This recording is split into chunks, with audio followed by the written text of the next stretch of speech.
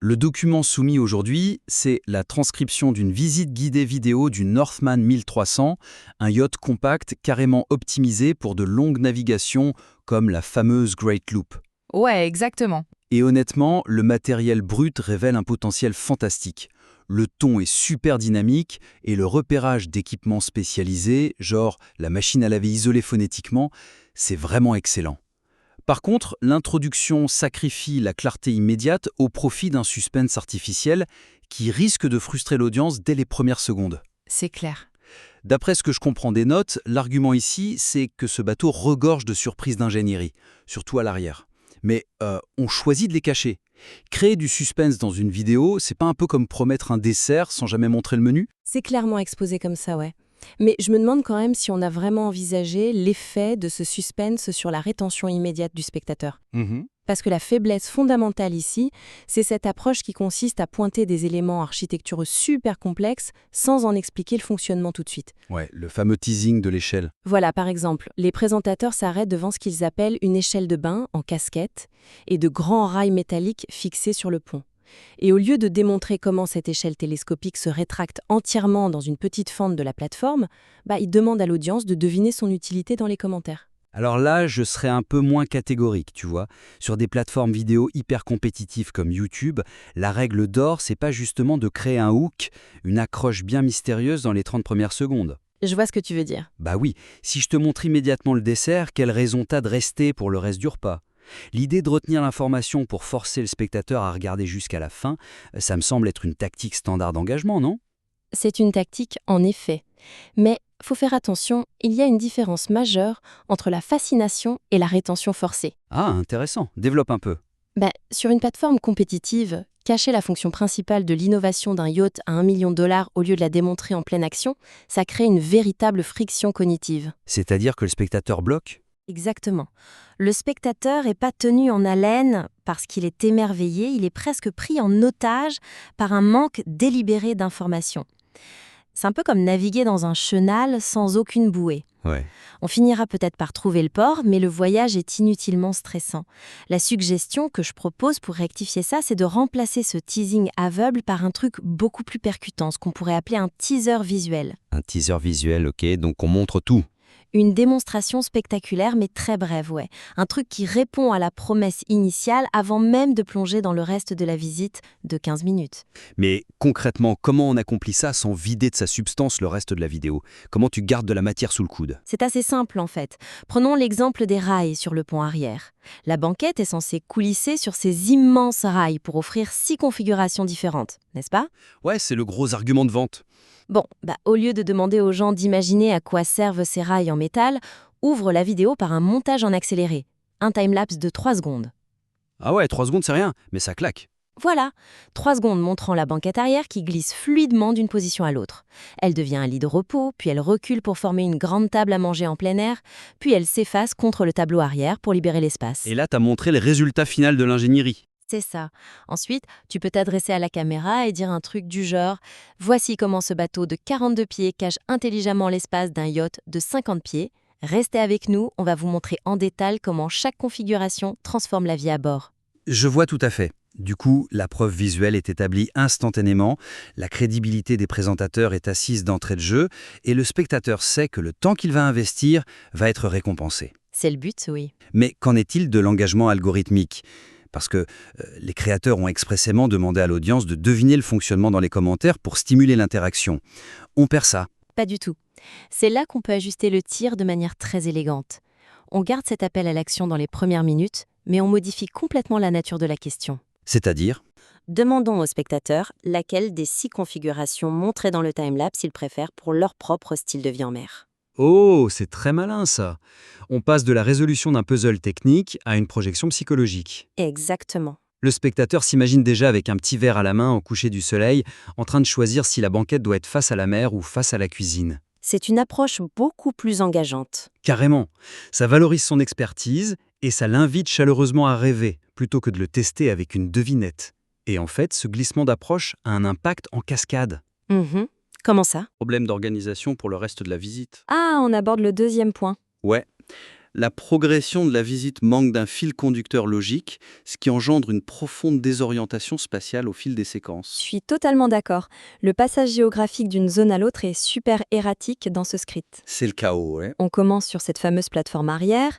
Ensuite, sans aucune transition claire, la caméra nous téléporte direct à la proue pour analyser le système d'encre et le bain de soleil. Et juste après, on grimpe sur le flybridge. Voilà. L'instant d'après, on est sur le pont supérieur.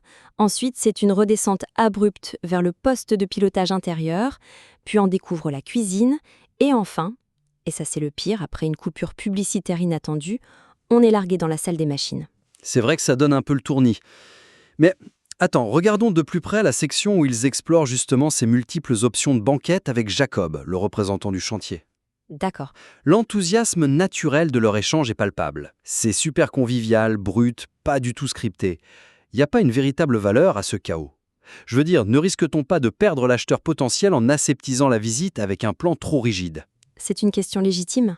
Quand les présentateurs eux-mêmes admettent devant la caméra avoir perdu le fil de leur propre démonstration, en rigolant genre « Attends, on en est à l'option 3, 5 ou 6 », ça crée une connexion très humaine, non ? En nous appuyant sur ce point précis, et si on l'abordait sous l'angle de la cartographie mentale du spectateur ? Ok, explique-moi ça.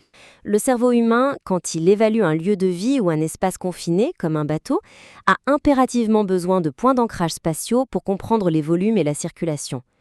Ce va-et-vient perpétuel détruit complètement la compréhension naturelle de l'agencement du yacht. Donc la sympathie compense pas la confusion. C'est ça. De plus, énumérer les fonctions au hasard en qualifiant le bateau de véritable couteau suisse, sans imposer une nomenclature claire, ça rend l'assimilation des caractéristiques presque impossible pour l'audience. Ouais, ça devient une liste de courses. Le lit caché, le réfrigérateur externe, la machine à laver, tout devient une masse d'informations flottantes sans aucun lien logique. C'est comme jeter des pots de peinture sur une toile en espérant que le spectateur y verra un plan d'architecte, quoi. C'est une belle image et c'est exactement ça. La suggestion évidente ici, c'est de structurer le flux de la visite, non pas géographiquement au hasard, mais de manière thématique, en suivant un parcours narratif spécifique, centré sur des cas d'usage réels. Oui, il s'agit de diviser clairement et intentionnellement le contenu en chapitres distincts, basés sur ce que les futurs propriétaires feront réellement à bord. T'aurais un exemple de chapitre clair? Le premier grand bloc narratif pourrait s'intituler Opération et navigation. Dans cette section, on rassemble de manière super logique tout ce qui a trait à la conduite et à la sécurité du navire. Donc c'est là qu'on mettrait les moteurs et tout? Absolument. On montre le poste de pilotage intérieur avec ses écrans, on grimpe au flybridge pour expliquer comment la vision surélevée aide lors des manœuvres complexes et on détaille la salle des machines. Et on intègre également la mécanique de certains équipements cruciaux à ce moment-là. Je pense par exemple à la porte latérale coulissante, là à côté du poste de pilotage. Très bon exemple. Dans une structure thématique, on n'en parle pas juste parce qu'on passe devant par hasard, on l'explique sous l'angle de la navigation pure. Tout à fait. Mécaniquement, cette porte permet au pilote, en une fraction de seconde, de faire un pas hors de la cabine sécurisée pour attendre le taquet d'amarrage latéral. Oui, c'est vital ça. On explique comment le pilote peut passer une amarre autour d'un poteau d'écluse, puis revenir à la barre et au propulseur sans jamais avoir à courir le long des passes-avant extérieures. Ce n'est plus juste une porte, c'est une caractéristique essentielle de l'opération en équipage réduit. C'est brillant. Ensuite, on bascule vers un deuxième chapitre qui serait la vie quotidienne à bord. Exactement.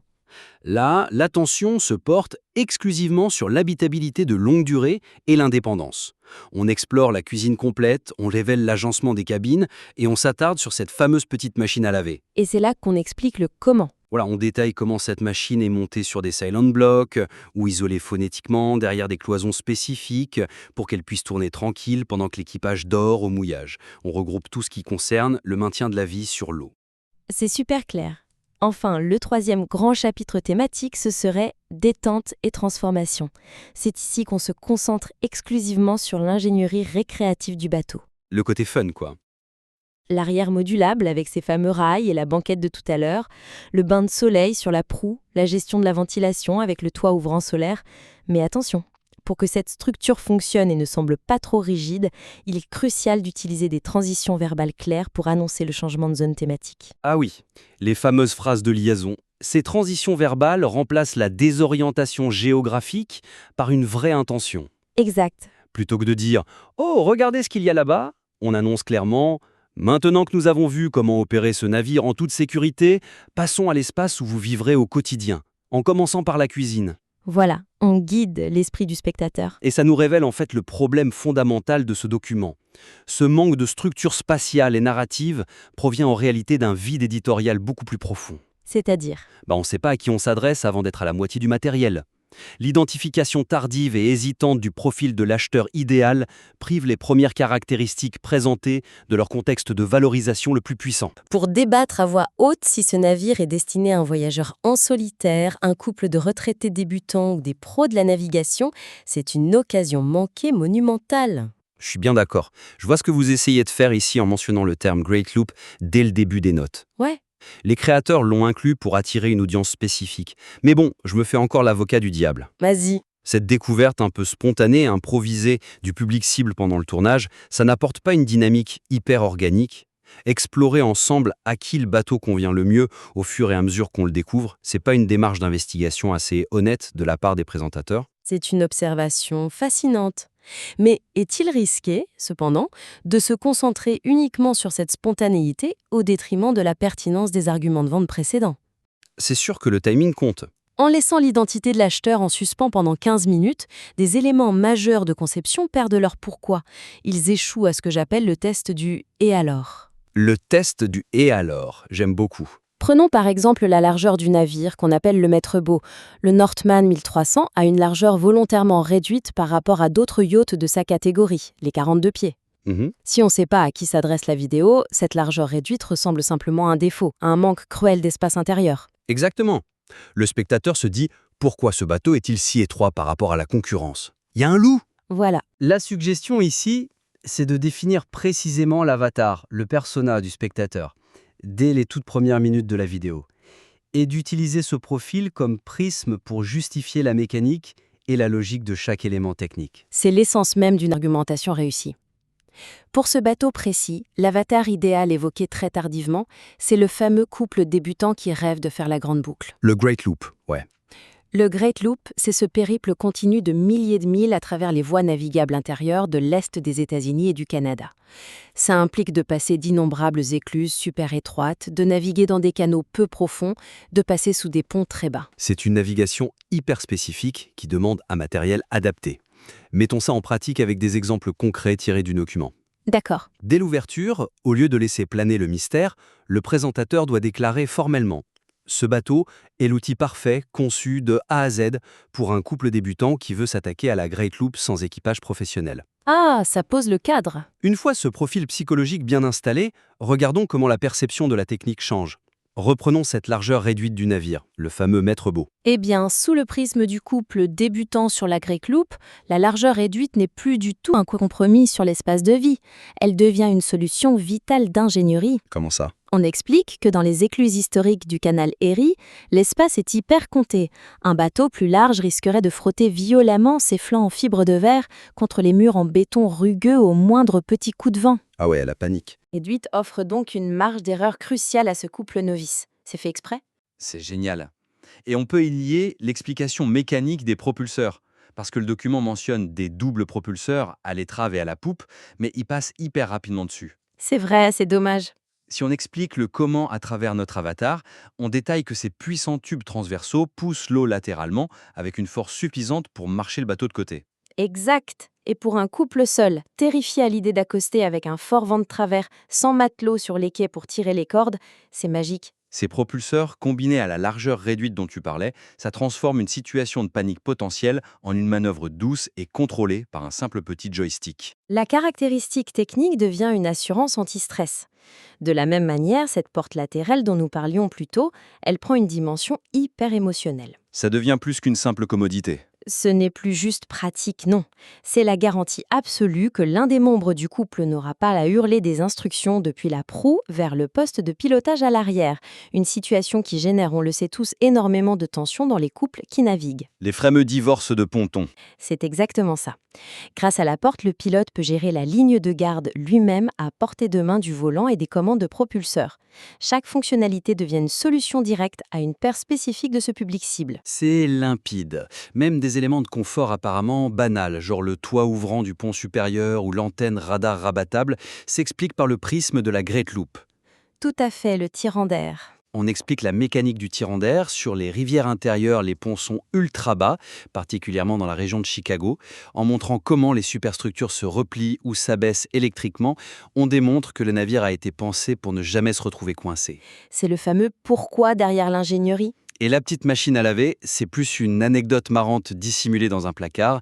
C'est l'indépendance totale de ce couple. C'est la garantie de ne pas gaspiller des journées de navigation super précieuses à chercher des laveries publiques dans des marines abondées. Absolument. En ancrant le discours autour de ce profil précis dès la toute première ligne de dialogue, tu transformes une succession de caractéristiques un peu arides en une narration extrêmement persuasive. L'objet technique prend vie au service d'un rêve humain très très spécifique. Franchement, ça change toute la perception de la vidéo. Ce qui nous permet de récapituler les grands axes d'amélioration de manière assez objective pour l'auteur de ce contenu. Allons-y. Le matériel de base est déjà riche en détails pertinents, on l'a vu, mais la structuration fera toute la différence. Premièrement, il est indispensable d'amorcer l'expérience avec des démonstrations visuelles immédiates, genre des séquences accélérées des mécanismes. Plutôt que de s'appuyer sur des devinettes qui créent de la frustration. Exact. Deuxièmement, il faut organiser la visite par blocs thématiques narratifs solides. L'opération, la vie quotidienne, la détente pour offrir des repères spatiaux clairs aux spectateurs. Et troisièmement, il faut ancrer fermement l'ensemble du discours technique autour du profil précis du couple débutant ciblant le Great Loop. Voilà. Et ça, c'est pour justifier mécaniquement et émotionnellement chaque choix d'ingénierie. Je tiens quand même à réitérer pour conclure que la matière première capturée par l'auteur est d'excellente qualité. Les instincts de réalisation sont vraiment bons. Carrément. Le fait d'avoir pris la peine de documenter en détail l'isolation acoustique ou de montrer comment accéder aux filtres dans la salle des machines avec la caméra, ça prouve que le réalisateur comprend intimement ce que les vrais marins recherchent. Ce sont de superbes fondations sur lesquelles bâtir le reste. Tout à fait. C'est pour ça qu'on invite chaleureusement l'auteur à nous soumettre une nouvelle version de ce script ou même de nouveaux projets vidéo pour poursuivre ensemble cette démarche d'amélioration continue. On sera ravis de voir comment ces concepts structuraux donneront une nouvelle ampleur à la présentation finale. La technique et l'ingénierie de ce navire sont brillantes, il ne reste plus qu'à s'assurer que le fil narratif les mette pleinement en valeur dès la première seconde. Merci de nous avoir confié ce matériel et à très bientôt pour une prochaine analyse.